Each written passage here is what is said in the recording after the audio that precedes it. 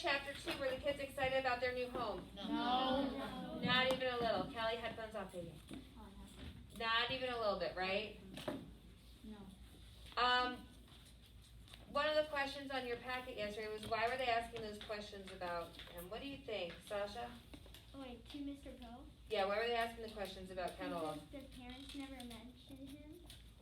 Right, so what would that make them think? And that they were nervous. Well, they were definitely nervous. They didn't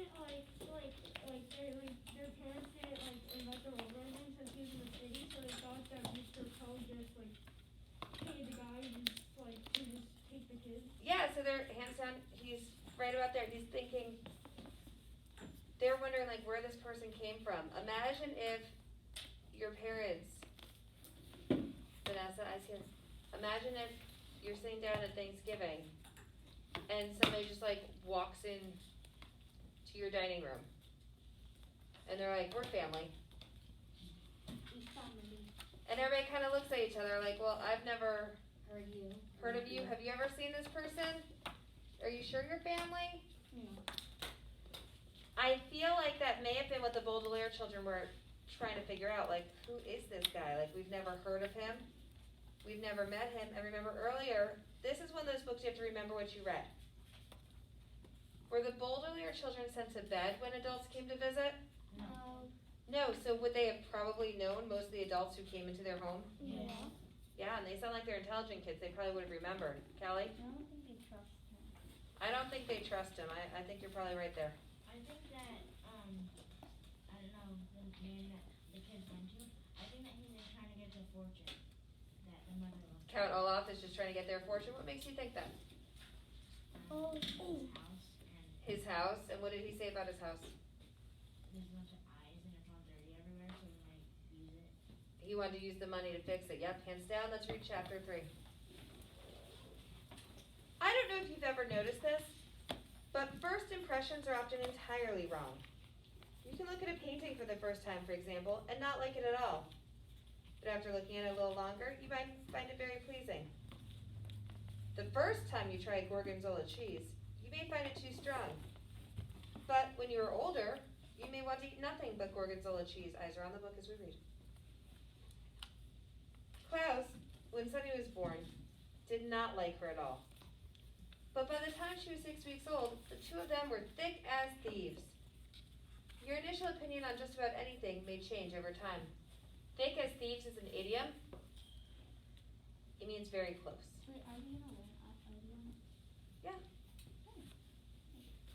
I wish I could tell you that the Baudelaire's first impression of Count Olaf and his house were incorrect, as first impressions so often are.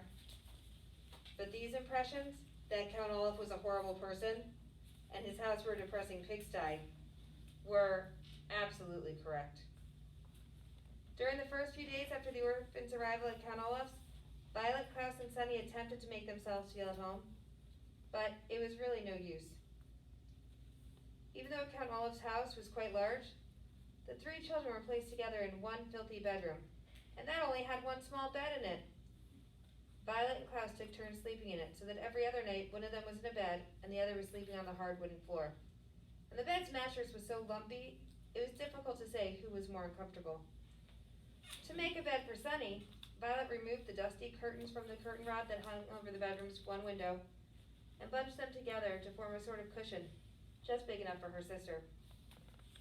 However, without curtains over the cracked glass, the sun streamed through the window every morning, so the children woke up early and sore each day. Inside the closet, there was a large refrigerator box that had once held a refrigerator and would now hold all three children's clothes, all piled up in a heap. Instead of toys, books, or other things to amuse the youngsters, Count Olaf had provided a small pile of rocks. Well, if they were in 5A, that would be fun, but Rock. rocks. For our friends at home, George, you know this, 5A each has an individual rock. Yeah. We- Rocks. Rocks that, Wait, I have my rock. and we're back to our reading. And the only decoration on the peeling walls was a large and ugly painting of an eye, matching the one on Count Olaf's ankle and all over the house. the children knew, as I'm sure you know, that the worst surroundings in the world can be tolerated if the people in them are interesting and kind. Count Olaf was neither interesting nor kind. He was demanding, short-tempered, and bad-smelling. The only good thing to be said for Count Olaf is that he wasn't around very often. When the children woke up and chose their clothing out of the refrigerator box, they would walk into the kitchen and find a list of instructions left for them by Count Olaf, who would often not appear until nighttime. Most of the day he spent out of the house or up in the high tower, where the children were forbidden to go. The instructions he left for them were usually difficult chores, such as repainting the back porch or repairing the windows. And instead of a signature, Count Olaf would draw an I at the bottom of the note. One morning, his note read, "My theater troupe will be coming over for dinner before tonight's performance. Have dinner ready for all 10 of them by the time they arrive at 7 o'clock. Buy the food and prepare it. Set the table, serve dinner, clean up afterwards, and stay out of our way." Below that was their usual I, and underneath the note was a small sum of money for the groceries. Violet and Klaus read the note as they ate their breakfast, which was a gray and lumpy oatmeal Count Olaf left for them each morning in a large pot on the stove. Then they looked at each other in dismay. "None of us knows how to cook," Klaus said. "That's true," Violet said. "I knew how to repair those windows and how to clean the chimney, because those sorts of things interest me. But I don't know how to cook anything except toast." "And sometimes you burn the toast," Klaus said, and they smiled. They both were remembering a time when the two of them got up early to make a special breakfast for their parents. Violet had burned the toast, and their parents, smelling smoke, had run downstairs to see what the matter was. When they saw Violet and Klaus looking forlornly at pieces of pitch-black toast, they laughed, and they made pancakes for the whole family. "I wish they were here," Violet said. She did not have to explain who she was talking about their parents. "They would never have let us stay in this dreadful place." "If they were here," Klaus said, his voice rising as he got more and more upset, "we would not be with Count Olaf in the first place. I hate it here, Violet. I hate this house. I hate our room. I hate having to do all these chores, and I hate Count Olaf." "I hate it too," Violet said. And Klaus looked at his older sister with relief. Sometimes just saying that you hate something and having someone agree with you can make you feel better about a terrible situation. "I hate everything about our lives right now, Klaus," she said, "but we have to keep our chin up." This was an expression that her father had used, and it meant, try and stay cheerful. "You're right," Klaus said, "but it's very difficult to keep one's chin up when Count Olaf keeps shoving it down." "Juke!" Shani shrieked, banging on the table with her oatmeal spoon. Violet and Klaus were jerked out of their conversation and looked once again at Count Olaf's note. "Perhaps we can find a cookbook and read about how to cook," Klaus said. "It shouldn't be that difficult to make a simple meal." Violet and Klaus spent several minutes opening and shutting Count Olaf's kitchen cupboards, but there weren't any cookbooks to be found. "I can't say I'm surprised," Violet said. "We haven't found any books in this house at all." "I know," Klaus said miserably. "I miss reading very much. We must go out and look for a library sometime soon."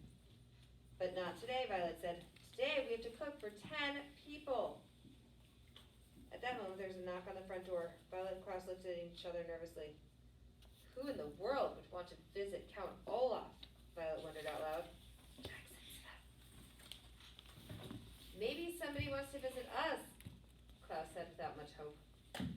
In the time since the Baudelaire parents' death, most of the Baudelaire orphans' friends had fallen by the wayside.